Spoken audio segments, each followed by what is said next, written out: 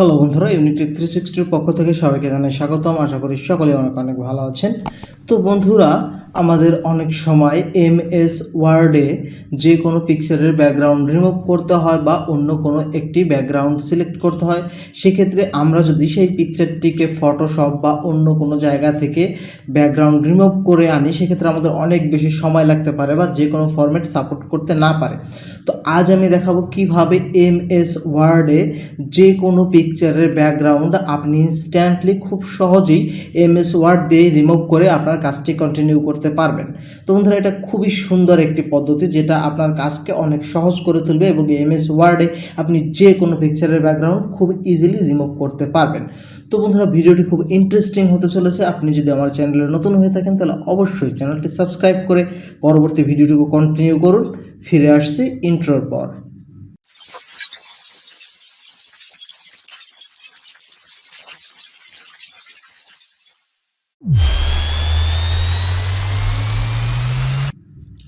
তো বন্ধুরা, এই কাজটি করার জন্য আমরা প্রথমে একটি টেক্সট ডকুমেন্টে নিয়ে নেব এমএস ওয়ার্ডে। তো আমি জাস্ট এখান থেকে একটি এমএস ওয়ার্ড ডকুমেন্টস নিয়ে নিলাম।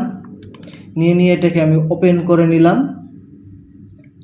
জাস্ট ওপেন হওয়ার পরে এখন হচ্ছে আমাদের মূলত এইখানে পিকচার অ্যাড করতে হবে। তো আমি যদি এখানে যে অপশন আছে ইনসার্টে যাই, ইনসার্ট থেকে জাস্ট এখান থেকে পিকচার সিলেক্ট করে দিব। পিকচার সিলেক্ট করে দিলে এটা আমাকে আমার গ্যালারিতে নিয়ে যাবে। তো আমি এখান থেকে ডেস্কটপ সিলেক্ট করে দিয়ে আমার কাঙ্ক্ষিত ফটোটি আমি এখান থেকে নিয়ে নিচ্ছি। তো আমার এখানে আগে থেকে পিকচার রাখা আছে, তো আমি প্রথমে ব্যাকগ্রাউন্ডের পিকচারটি নিয়ে নিলাম। জাস্ট এই যে আমার ব্যাকগ্রাউন্ডের পিকচারটি চলে এসেছে। এখন যদি আমি পিকচারটিকে নাড়াতে যাই বা সরাতে যাই, দেখুন সরছে না। আমি পিকচারটি একটু ছোট করে নেই, জাস্ট একটু ছোট করে নিলাম।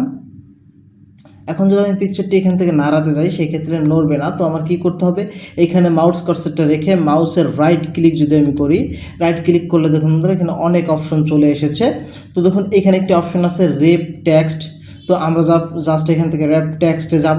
তারপরে এখানে দেখুন এখানে লেখা আছে ইন ফ্রন্ট অফ টেক্সট। তো আমরা এখানে ইন ফ্রন্ট অফ টেক্সটে যদি ক্লিক করে দিই, ক্লিক করে দিলে এটা মুভেবল হয়ে গেল।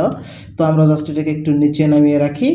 এখন হচ্ছে আমরা মেইন পিকচারটি নিব যেটার ব্যাকগ্রাউন্ড রিমুভ করব। তো এর জন্য আমরা আবার চলে যাব ইনসার্ট থেকে জাস্ট আবার পিকচারে ক্লিক করব।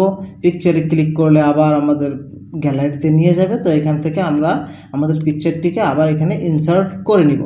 তো ইনসার্ট করে নেওয়ার পরে আবার ওই পিকচারটি সেম নড়াচড়া করছে না। তো সেক্ষেত্রে আবার আমরা মাউসের রাইট ক্লিক করব। রাইট ক্লিক করার পরে এখান থেকে র্যাপ টেক্সটে যাব এবং এখান থেকে ইন ফ্রন্ট অফ টেক্সটটা সিলেক্ট করে দেব। সিলেক্ট করে দিলে দেখুন বন্ধুরা এটা এখন মুভেবল হয়ে গেছে। তো আমাদের পিকচার ইনসার্ট করার কাজ শেষ। এখন আমাদের ব্যাকগ্রাউন্ড রিমুভ করতে হবে। তো সেক্ষেত্রে আমরা এই পিকচারটিকে প্রথমে সিলেক্ট করে নিব যে পিকচারের ব্যাকগ্রাউন্ড রিমুভ করতে হবে। তো পিকচারটি আমি সিলেক্ট করে নিয়েছি। সিলেক্ট করার পরে দেখুন বন্ধুরা এই যে একটি অপশন আছে রিমুভ ব্যাকগ্রাউন্ড, আমরা জাস্ট এখানে রিমুভ ব্যাকগ্রাউন্ডে একটি ক্লিক করে দিব।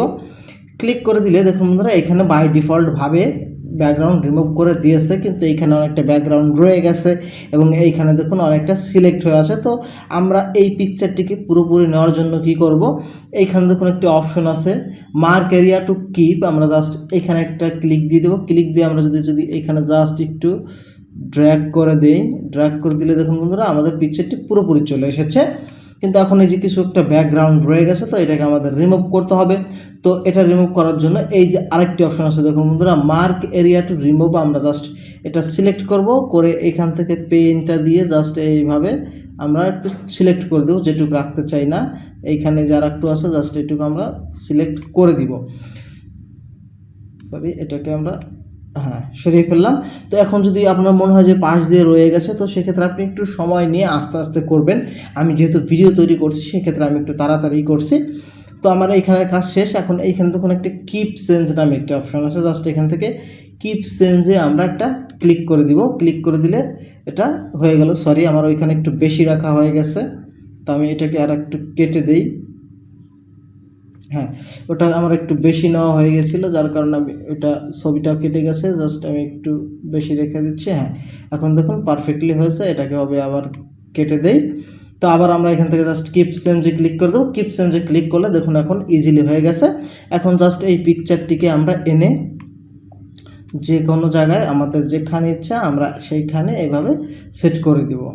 সেট করে দিয়ে সেভ করে দিলে আমাদের এখান থেকে পিকচারটি একদম ক্লিয়ারলি ব্যাকগ্রাউন্ড রিমুভ হয়ে নিজের ইচ্ছা মতন যে কোনো ব্যাকগ্রাউন্ডে আমরা এখানে বসিয়ে দিতে পারবো। তো বন্ধুরা, এই ছিল আজকের ভিডিও। আশা করি ভিডিওটি আপনাদের ভালো লেগেছে এবং ভিডিওটি অবশ্যই আপনাদের উপকার আসবে।